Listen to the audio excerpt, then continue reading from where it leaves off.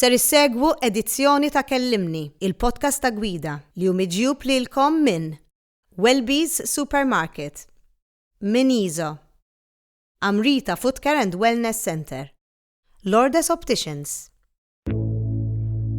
I still remember going shopping, fetching Nana's list, and adding a few goodies for me. The basics and the treats. The stuff for short trips and the road trips. Shopping for just us and shopping for all of us. The list might change, but the tradition remains. Welby's, we are family. 你好，名靠优品。Hello, Miniso. That's your call, Miniso. Miniso. Miniso. Miniso. Miniso. Miniso. Miniso.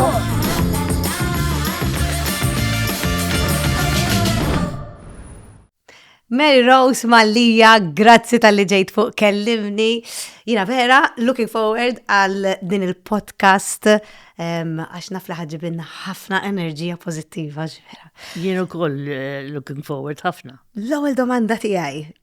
Għax din tkellimni għatiġa, tajjeb, inti kont erbaħt il-Malta Song Festival, tajjeb, ħatajt fej ħammorru fil-1972 bil-kanzunetta l-imħabba.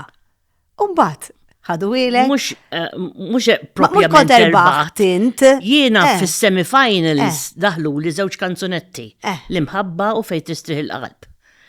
U dak iż-żmien konna mis-sala immorru fuq television. Daw għalu li tittidropja waħda minnhom. U mingħajr ma konsultawni xejn, ħadu li l-imħabba. Ma saqsewx? Xejn. U tawwa l-ġewku tajjar li ma kienx kanta fil-festival, ma kienx daħal kikul fil-festival. Morna fuq television, ġewku tajjar ġi l-ewwel bl-imħabba u jien ġejt it-tieni fejn tistrih il-qalb. Kif ħassejtek dak kien il-kanzunetta tiegħek rebħet? Kelli 18 sena taf inti, u ma kontx nista' dak iż-żmien nipprotestax ma kienux jafuni daqshekk. Kont għadni kif għamilt l-album ta' Charles Camilleri, ġifieri għalhekk tani l-imħabba Charles Camilleri. U mbagħad qaluli mer, qaluli intilħaq tmur, qaluli ħanibħatu il-ġewku tajjar u l-Helen mikallef li ġiet it-tielet għax dik sa tiżżewweġ u ma tantx sa tkanta eżjed. U inti ħanibatuk ġaġġ. Zom, qed nifhem sew, jiġifieri il-kanzunetta l-imħabba kienet tiegħek. Ġiet l-ewwel, ħadu ilek ma qalulekx. Ġiet l-ewwel. Tawwa li ġewku tajjar. Rridu xi ħadd ieħor biex kanta miegħu u minflok batu lilek, batu min ġiet tielek. Eżatt. U lili biex jalqu li ħalqi, batuni ġaġġu. Insomma, u kulħadd jgħid li imma ma protestajtx. L-ewwel nies kont għadek żgħira. Ġewku tajjar kont inkanta miegħu il-ħilted jiena ġifieri ta' 15-il sena nħobbu. Helen Mikallef kienet oħs Renato. U dak iż-żmien konna bdejna diġà l-inċuċo kif jgħidu l-Taljani. Allura għattu iwa nilħaq immur.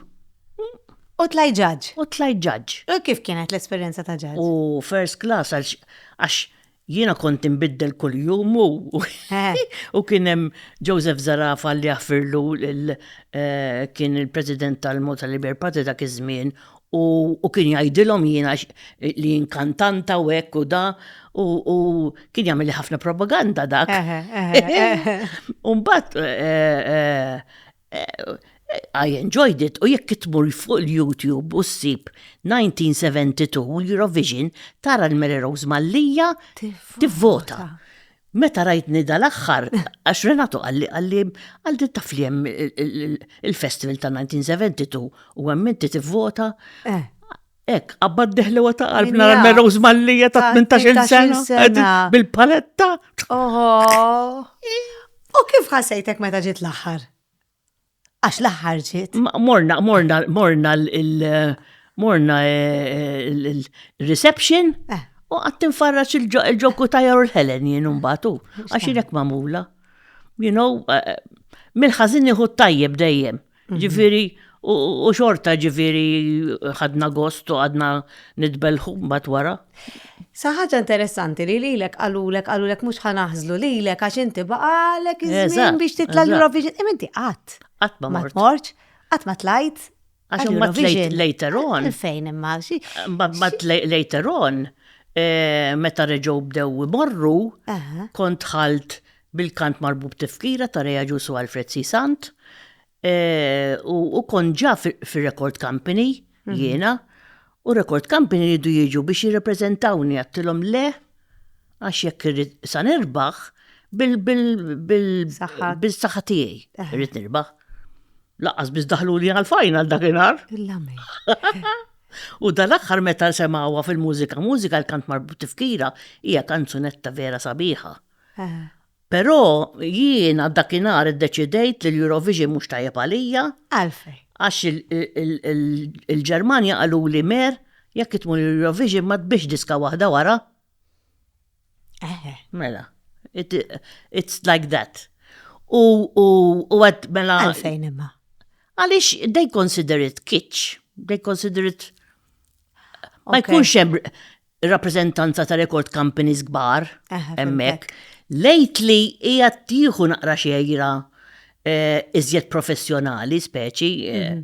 Imma jekk inti jiena kelli ġa hit record il-Ġermanja bil-Blue Summer Lies meta kantajt il-kant marbut tifkira.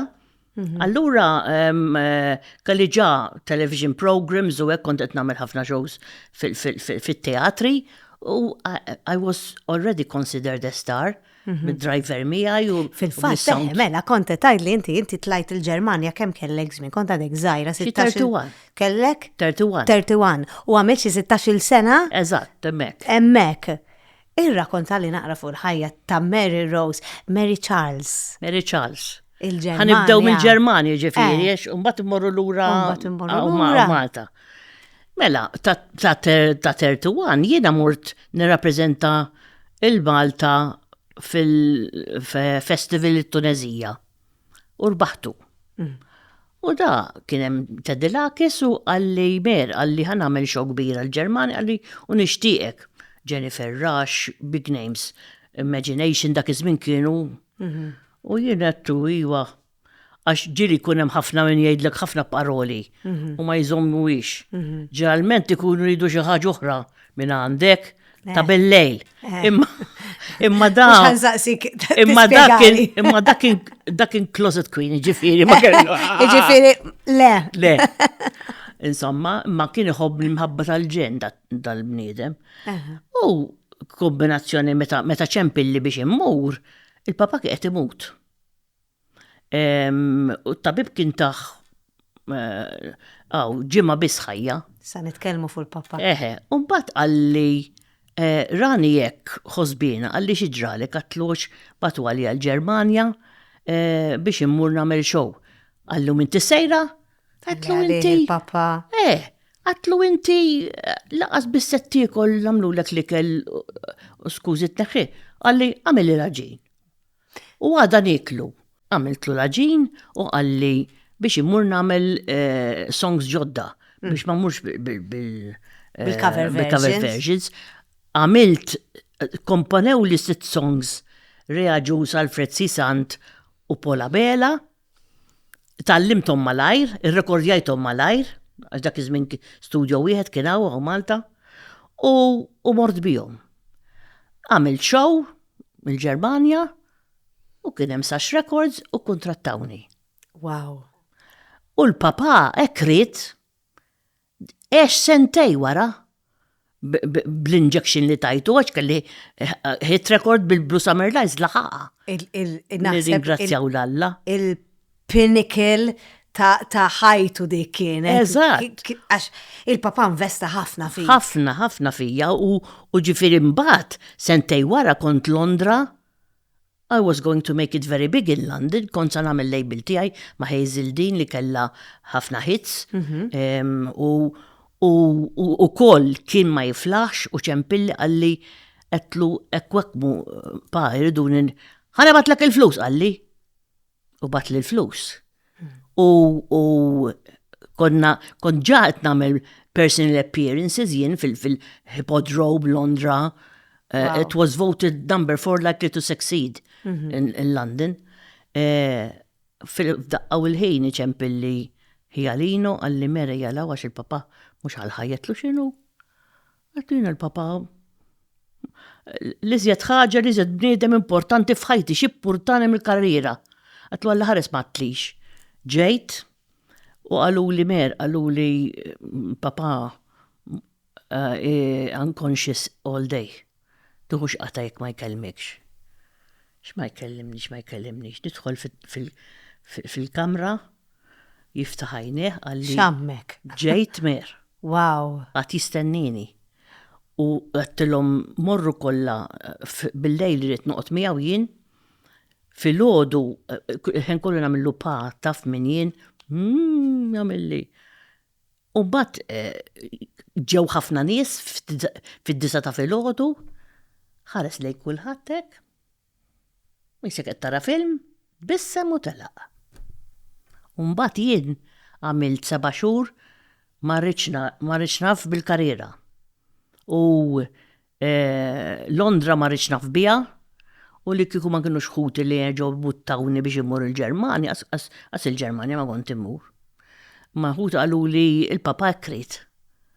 Imma tant kont imweġġa illi l-unika raġel li kienu ħobni minar kondizzjonijiet telaqli. Kemm kellu żmien il-papa? 59. Kien għadu żgħir. U kien inħin kollu u bdil il-karriera meta finanzja l-album ta' Charles Camilleri u Joe Frigieri. Inti għat li l-papa kien mar Londra u biex jitgħallem id-drama. Mela. Li meta tsemmi żminijiet ara vera. Qabel ma żewweġ. Xi ħaġa kbira dik. Ta' 18-il sena mar biex jistudja drama. Reġa' ġie għaw Malta għaliex kellu incident mal-roommate tiegħu illi kien ħadlu xi flus u nannu qallu int mhux aħjar tiġi u taqbad il-business tiegħi. U hekk kien imma dejjem kien pereżempju qisu very sad illi telaq bil-biċċa xogħol. U qisu kompla l-affarijiet through me. Inti kont il-ħolma li dejjem xtaq għalih. Eżatt.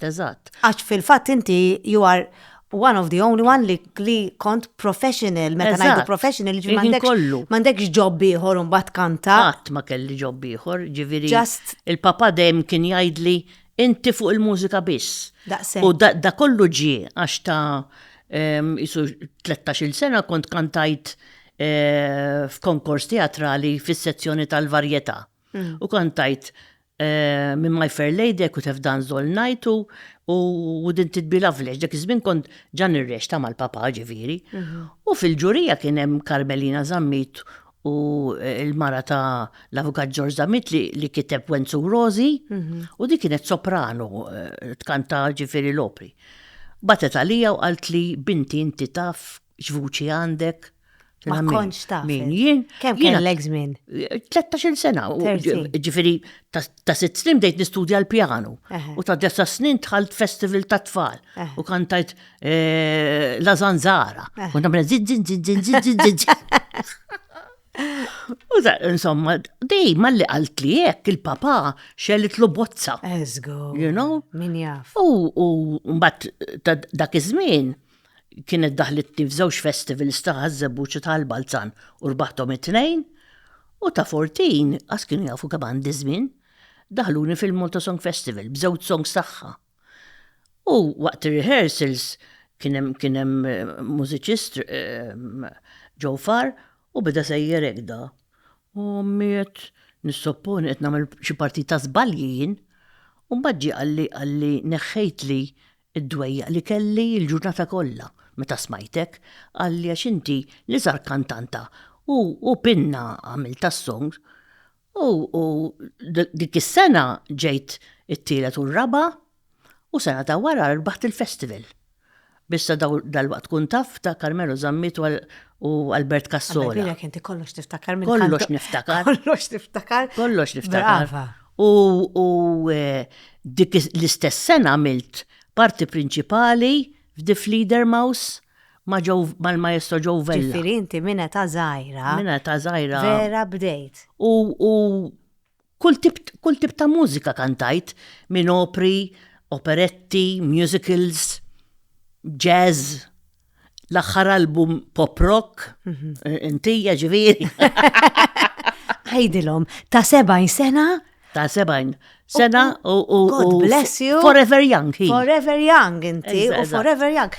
Namlu mela u fast forward għal-Ġermanja. X'tip ta' ħajja kontejx hemmhekk? Staru. Wow. Kont inkun ġo sweet għalija. Fil-bidu kont ngħix fid-dar ta' wieħed mill-kbar tal-record company ġifieri, id-dar tiegħu. U dejjem da joħodni għax kollha Taljani kienu il-producers tiegħi il-Ġermanja. U kien joħodni pereżempju kuljum fir-restaurants niklu. Kont nikol ġifieri f'restaurants u hekk. U mbagħad wara ftit, mhux wara ftit, ġifieri għamilt ħafna television shows magħhom ma' Sax Records ġifieri u Teddy Lakis ra illi ma setax jgħinni iżjed allura tani fidejn Sax Records li kienu ħbib tiegħu. Allura dem kienet isa katina l-ħaġa. Dejjem mxejt il-qudiem, jinfetaħ bibieħor. U mbagħad kien hemm Manfred Sexauer li huwa qisu l-Pippo Baudo tal-Ġermanja u kien itina ħafna television shows. Il-Ġermanja. Il-Ġermanja. Tallimt il-lingwa Ġermaniża. F'xarej, għal dak kienu jibatun n-manager one of their boutiques, ġifieri, u bdejt nitkellem mal-sales girls. U wara xarej, bdejt introduċi il-show bil-Ġermaniż. Kienu jtuk ħafna ħwejjeġ. Mela, bagal jisħaħ bil-ħwejjeġ. Mux tal-li nilbes jien, tal-li nġib bagalja u nlibbes il-familja kollha kont dak iż-żmien. Ma jisullum il-ġurnata. Ħanajdlek, ma diċi, dak iż-żmien kien Star System u kont lucky li kont dak iż-żmien kien żmien ta' Modern Talking, ġifieri kont inkanta Modern Talking, George McRae, Jennifer Rush, kont inkanta magħhom daw li il-record company kienu jgħiduli ritratt biss wieħed ma' Thomas Enders tal-Modern Talking għandex kienu jgħiduli inti star bħalhom u tox titlobhom biex jieħdu ritratti miegħek. Kienu jgħiduli, insomma, mbagħad u jiena fl-aħħar mbagħad għamilt sena u 4 xhur, tlaqt minn record company u bort ma' Michele Centonza li reġaġi f'ħajti issa. U dan għalli mer għalli ħan iħdok l-Italja, għalli ħan għamillek song dedikat għal-papa, għax kidjaf jiena, u kellu ġifiri hit record il-Ġermanja u kol. Għalli ħammurru bija Sanremo. Di waħda mill-kważis. Waħda mill-kważis. Għax Mary Rose Mallija kella ħafna kważis. U kol. Ta' Londra kważi kienet. Di kważi oħra. Kważi. Morni mek u kienu ġatawni il-kontrat biex nkanta f'Sanremo. Dik is-sena abolixxew il-foreigners għax kienu jagħmlu kantanta Taljana u kantanta foreigner biex kantaw Duet? l-istess song. Le, l-istess song. L-istess song imma b'different arrangement. Okay. U Michele komponi li song Setu fossi qui dedikat għal papa. Ġifiri, later on kien reġa laqqana, dis song reġa tlaqqatna il-Michele. U ġifiri, mbatt meta rġajt mort il-Ġermanja wara l-esperjenza, ma baqgħux ituni il-working permit għaliex waqal ħajta Berlin. Dik kienet kważi oħra, kont ħatkun fl Miserablu kol. Mela, dik wara la pjazza, dik għada ġejja. Umbat, insomma, mort il-Ġermanja ġajt, u ma bdewx ituni il-working permit waqal il-ħajta Berlin.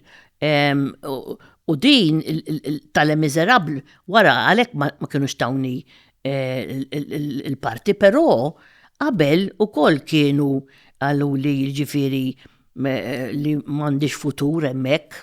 Wara li waqa l-ħajt. Wara l-waħed. U batet mela mmur Malta u nirtira. Sadattant l-ewwel producer. Irtirajtu jisa.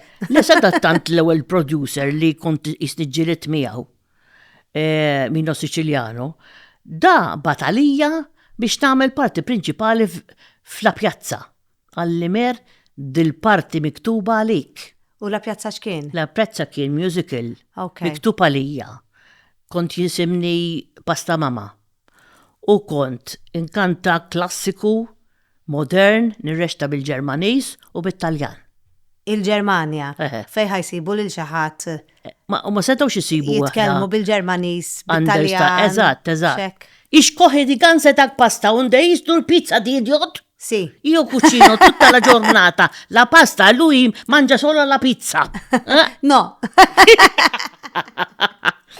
U qed ngħidlek imbagħad kont ġifieri kull darba li jġibuni fuq il-gazzetta kienu they double the pay għax inġibilhom in-nies. U dik hija kienet a golden cage ngħidilha jien, sena u 4 xhur taħdem kuljum. Inti star system, però ma kontx inkun nista' immur ingawdi ma' sħabi li ma jmux titlaq lil-vuċi. Però kif tajt, sirna familja hemmhekk għax konna ġifieri l-artisti u anke l-waiters kienu jagħmlu show bil-platti. Joqgħdu jitfaw il-platti l-ewwel hemm. U konna kollha fil-holiday ġifieri. U kemm domt hemmhekk? Sena u 4 xhur. Sena u 4 xhur. Nagħmel di. U in the meantime kellek dak il-gig ta' Les Miserables. Eżatt, mort nagħmel għajt ma' wieħed li kien jagħmel parti f'Chicago għalli dak kon qegħdin bil-qiegħda. Għalli you must be an artist għalli. Għatlu how come?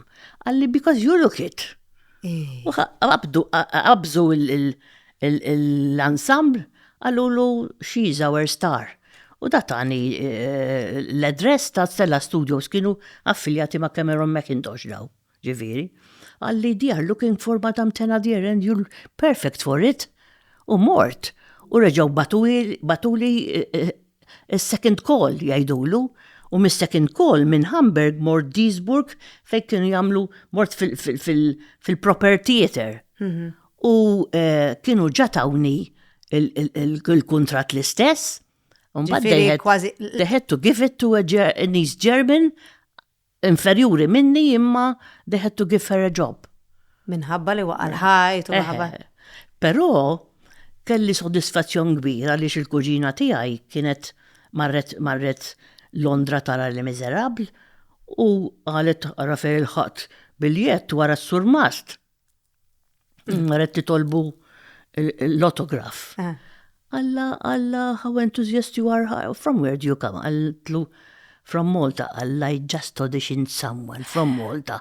Mary Charles, and she is outstanding. Wow, x'kombinazzjoni! Mux kombinazzjoni di. Imma serendipity.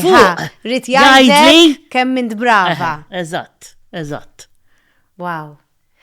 Imminti bat qabdek naqra burnout. U batet s-sammur Malta. Fizikament ma stajx. U nirtir, I got physically ill, I couldn't do it anymore, ġiviri. Ġejta u Malta tissa nirtira noħoda easy, tekkew bekku. Meta ngħiddik il-kamra, il-kelma, jiġi xi ħadd jibbotta l-warrani u nerġa' nibda. U tbandek xkwil. L-ewwel ċempluli biex nagħmel ir-Roni. U insomma bdejt l-avventura tiegħi bħala attriċi.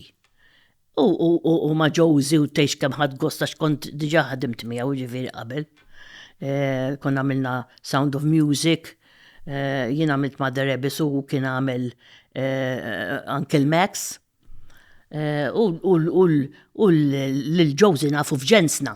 Għax biznija ġensna dik parti oħra. Għaweda. Ġifiri, dik għamilna qabel ma mort il-Ġermanja, dik ġifiri għamilna 3 xhur nirrehersjaw, u bat morna nirrikordjaw Sqallija. U għand ħafna x'nirrakkonta, ma ġifiri parentesi dik. U bdejt nagħmel ir-Roni, u bat iċempilli Herman Bonaċi għalli mer, għalli inti ħadkun hawn ġifiri da, għatlu iva, għalli għandi parti għalik lini u bedi jiddiskrivili ġifiri kifini għalli u ħajiktibom Lino Grek kelli ħafna ammirazzjoni leħ, kibret matul is-snin għax mbagħad fdali ħafna affarijiet oħra fidejja Lino u bdejna l-avventura ta' simpatiċi. Avventura twila. Kemm domna għaddejjin. U wara simpatiċi l-Madonna ta' ċoqqa, Dumbenit, ħafna affarijiet għamilt, per eżempju, mal-Bronco kol kelli ħafna partijiet straordinari, waħda minnhom kienet Alzheimer, kollha ta' challenge. U jiena tini challenge. U Nikola. Fuq il-palk għamilt per eżempju Mother Ebis erġajt, għamilt Evelyn, shut up, put a spell on your coconuts. The Wiz. U għamilt Nonsense. Parti ta' madre li tkun ġiviri torganizza show għas-sorijiet biex jiġbru l-fondi. Għax waħda mill-koki għamlitilhom il-fixwa sisup u kienet avvelenata u qatlithom kollha s-sorijiet. U ġifri, it was another part li jina ħad gost namela. Throughout the years, ġifri għamilt ħafna affarijiet interessanti.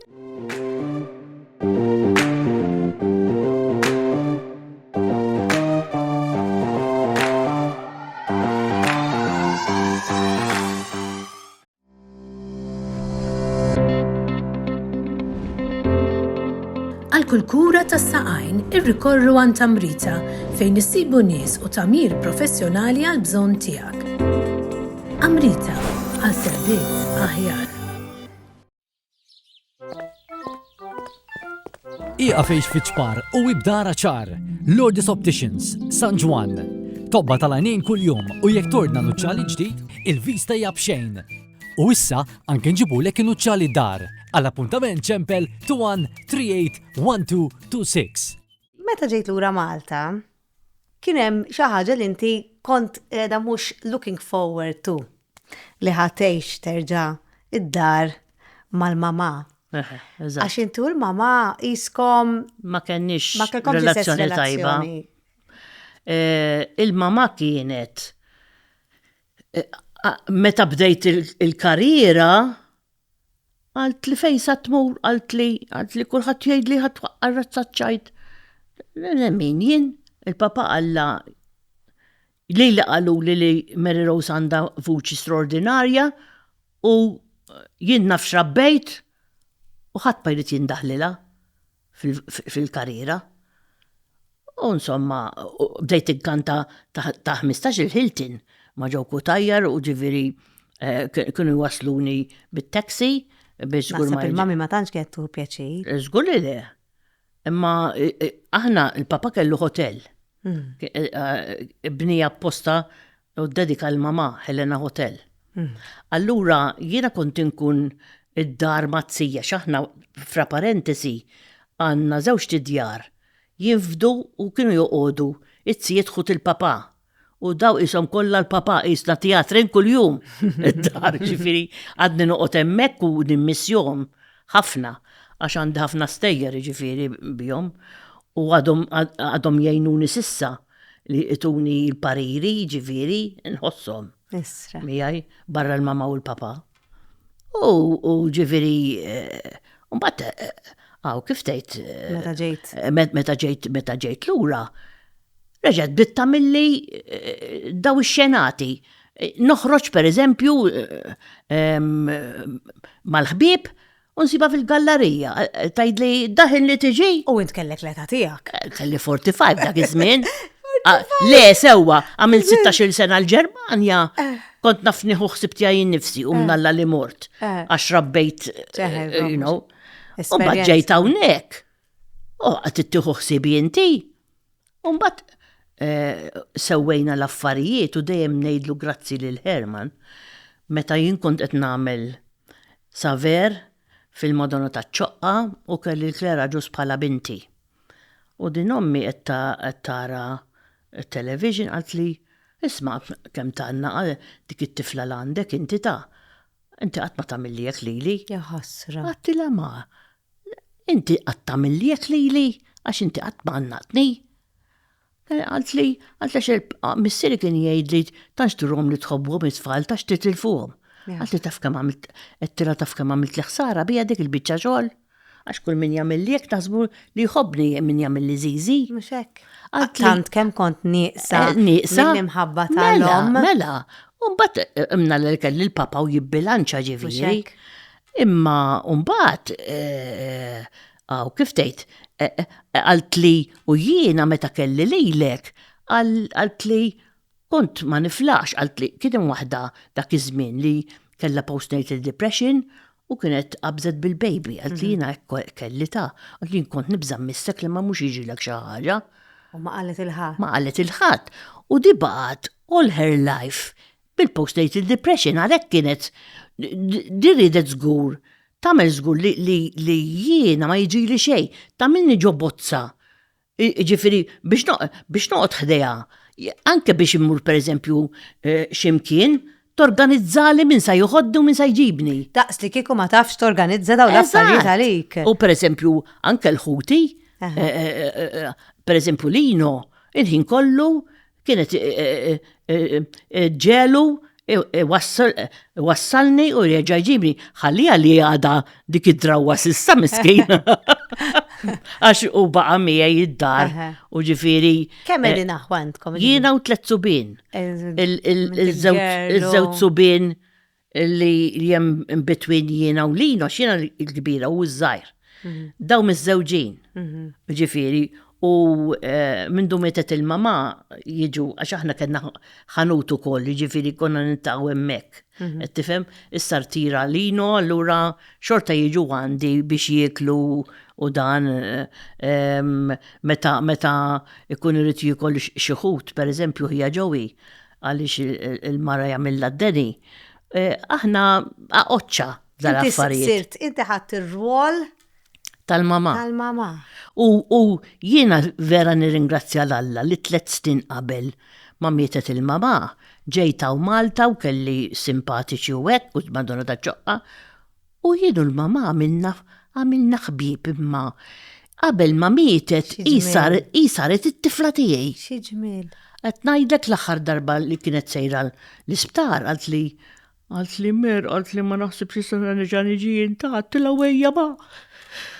Għattila ma tarax għattila għalt li imnallet lek tax kont inħossa lik. Għalt li għaxi kont ngħid imma għalfej toħodni hekk blerra tit-tifla tiegħi. Għattila ma jiena kont naħseb li inti vera tiranna fuqi. Ma kienet l-opposite. Kienet l-opposite il-ħaġa. Komu bejt li l-logo koll.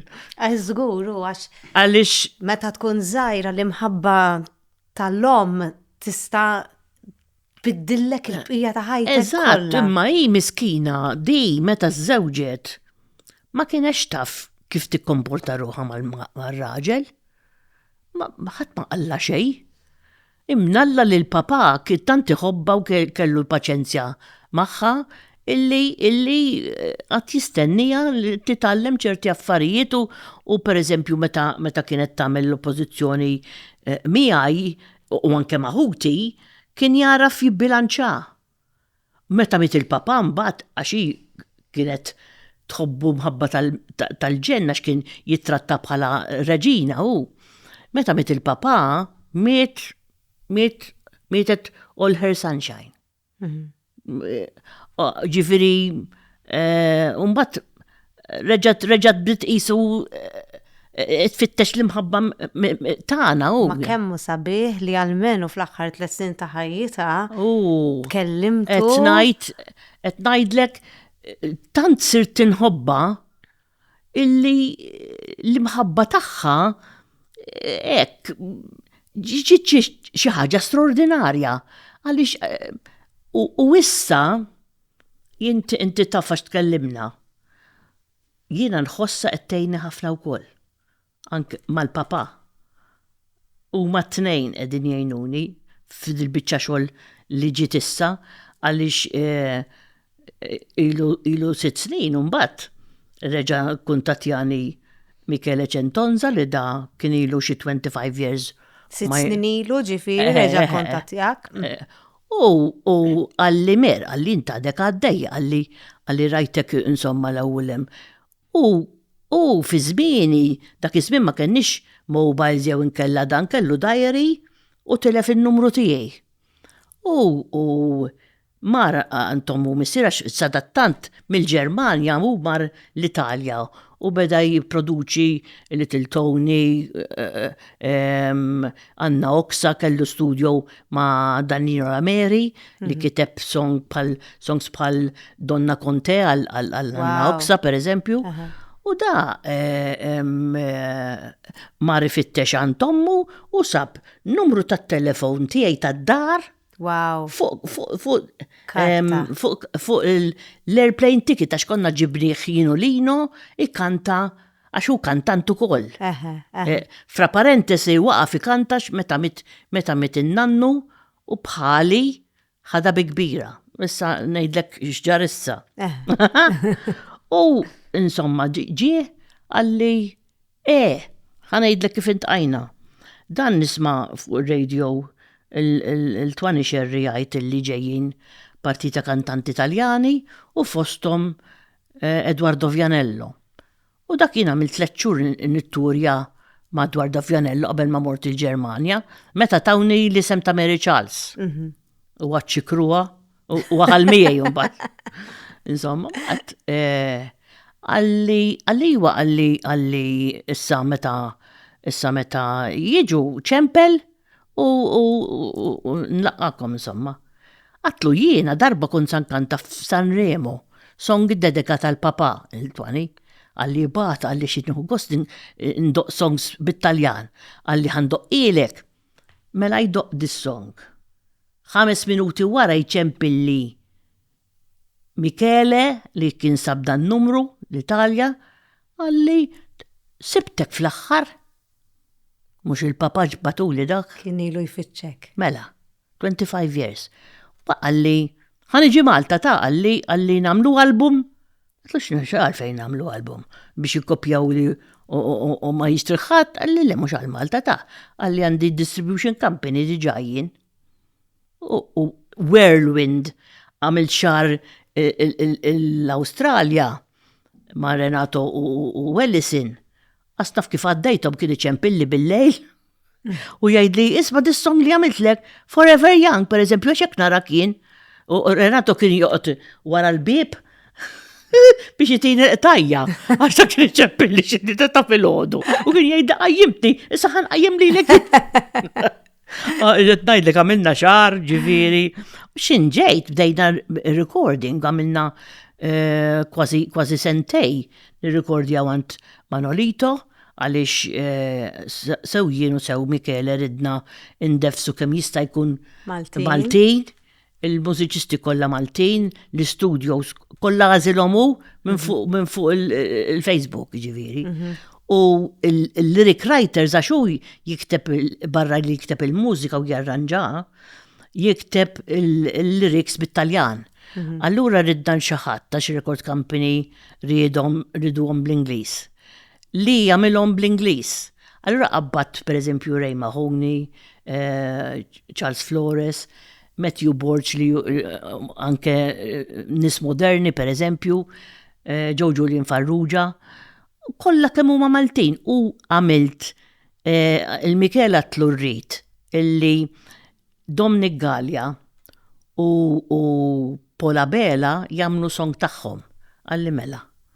U għandi żewġ songs ġifieri, żewġ songs li huma Dominic Gallia u Ray u Paula Bela u waħda dwet ma' Renato x'jien indefsu kull imkien il-dak. Fil-fatt inkrid inkellmek naqra fuq Renato ta' wkoll. Għaxek indefsu kull imkien ġifieri. U komponilna song jisima Share the Love. Għaxu jafna sew ġifieri Renato. U mbagħad ikkontrattana u kon samur inkanta il-Vatikan u kien sejbatni television Taljan, insomma. Dal-Madoffi Romolo ġi darbtej jisma. Dik kważi oħra. Dik kważi oħra. Darbtej Malta u l-mara tiegħu qalt li sturdini jisma l-album tiegħek. Għax kien għaddu kif lesti ġifieri biex jiprintjah. U dal-album kien ħajjin bih worldwide. Worldwide. Laħħa għamlu fuq Spotify u hekk, imma ma laħħax għamil propaganda, dik li importanti, dik li tagħmel differenza, il-distribution company. Da it-stroke u jaqaf kollox. Għax u kien da l-aħħar mogul tar-record companies kellu Mia Martini, Maria Callas taħt idejh. U da kien qed il-Meroż Mallija jidilha tifaċċa rivara l-estelle min qed jgħid lili. U miet. Le ma mietx. Ta' stroke. Għadu ta' stroke imma ġralu bħalma ġralu Charles Camilleri. Ma jistax jitkellem. Tista' taħseb di huma family għaw ma baqgħux jaħdmu bħala record company. U għal record company. U ċaw il-ħolma tiegħek. Eżatt, u mbagħad. Però Michele qal jien mhux se noqtaw. U kien ġabat li ħafna kopji biex nagħmel propaganda bija. Ġifieri bħalissa nagħti ftit il-ħbieb hekk pereżempju. U bad għalli jien għandi ħabib tiegħi, għalli Sony, għalli one of the big music industries. Bata lilu dan iġġennen fuq ukoll l-album. Wow. And they wanted to buy it. Sony.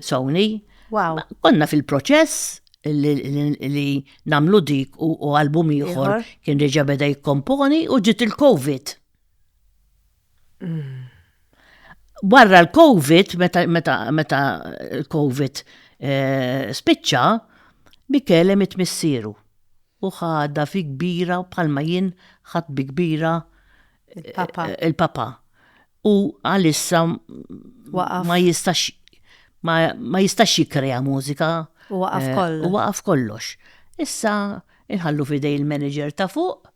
Għadna t-nistenna. U jaf xirit minni u din dal-album ma naħsibx li għamiltu jiena u laqqana ek għal-ċajta u. Ġifiri, u ta' 70 sena il-vuċi tiegħi baqgħet friska. Jiena nammirak. Inkredibbli. Ta' 70 sena għandek din l-enerġija u għandek dan il-ek dal-ħolm kbir. Eżatt. Li huwa sabiħ wisq. Jiena qatt ma nibqa' qatt mutar twis biex tagħmel xejn. 100%. Qatt mutar twis biex tagħmel xi ħaġa, you know? Allura issa qiegħda ingawdi l-ħajja. Sewwa? U li jiġi merħba bih. Palma għal Renato għal għajnejk u jiġi merħba bih. Kont najda f-spiru ċefajt il-bicċa xogħol. Renato tħobbu ħafna inti. U ħanajdlek aħna konna rajjes. Għamilna sentej. Rajjes ġifiri. U meta kenna xinajdu. Meta d-deċidejtu ma tibqawx. Speċi, dak ismin konna nejru għal xurxin bil-kbir, ġifiri.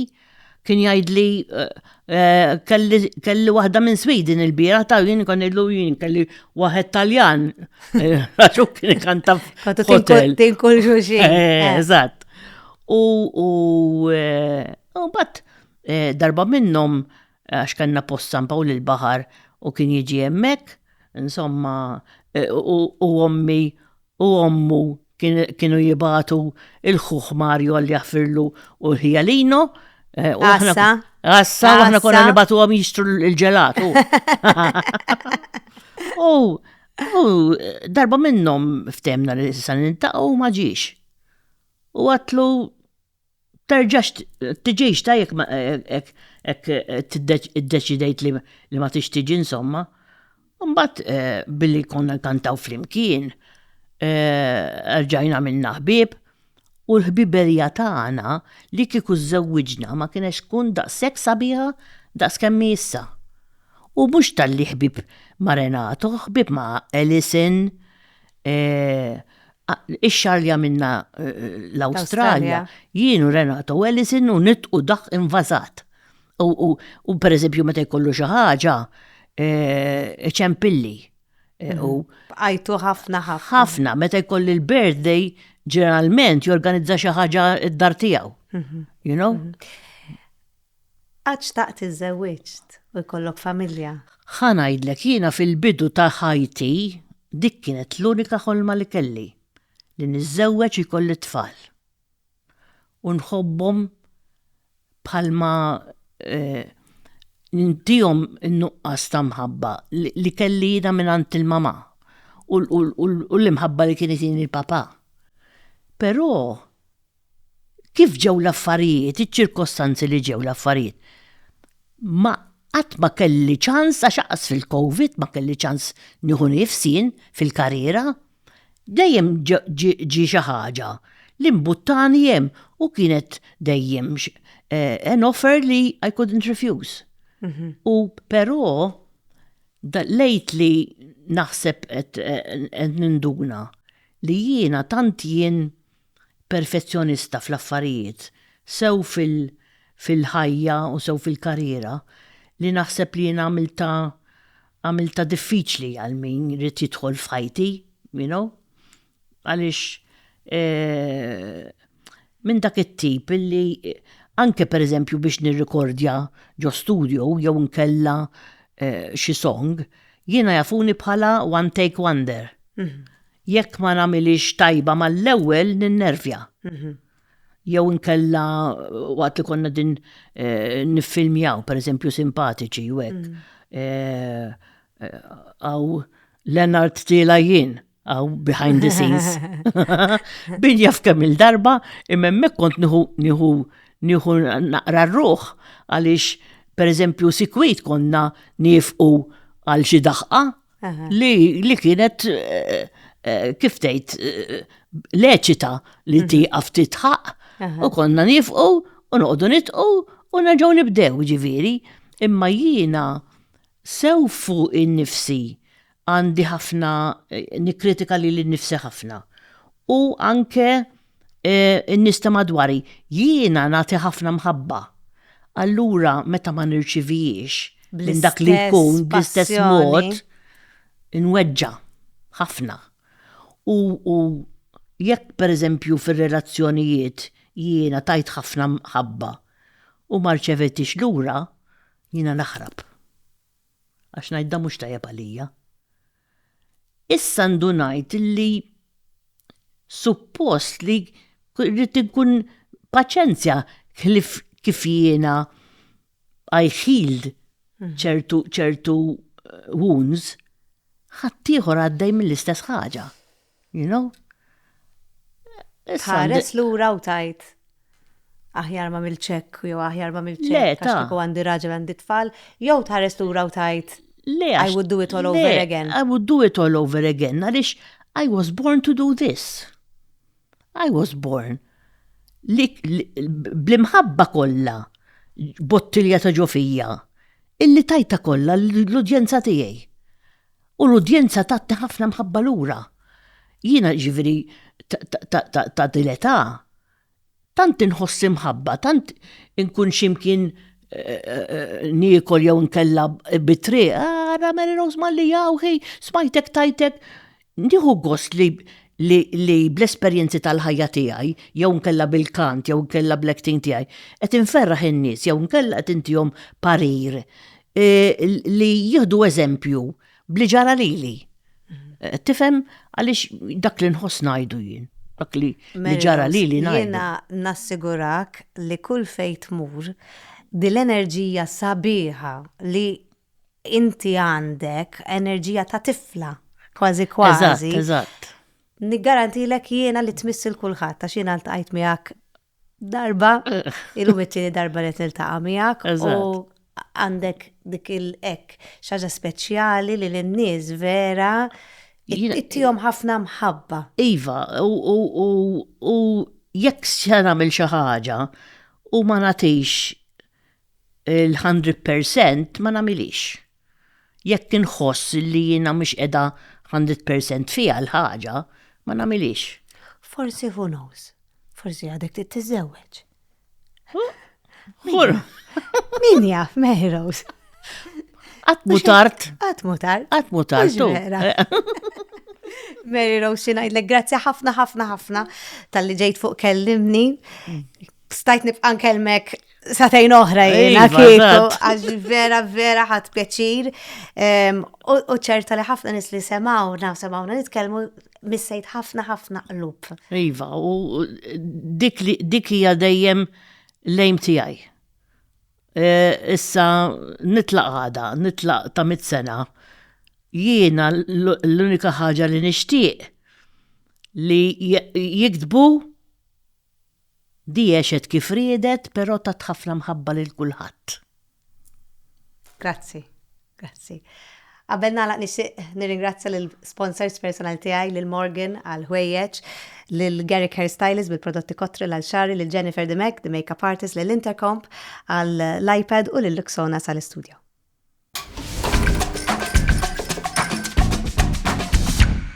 Għadkom kif segwejtu kellimni, il-podcast ta' gwida li jumiġjub lilkom minn Wellbees Supermarket, Minizo, Amrita Foot Care and Wellness Center, Lourdes Opticians,